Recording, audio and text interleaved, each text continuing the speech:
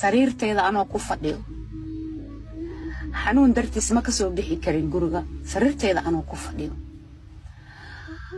aan gacantayda maxaan geliyay afkayga candhuufteydii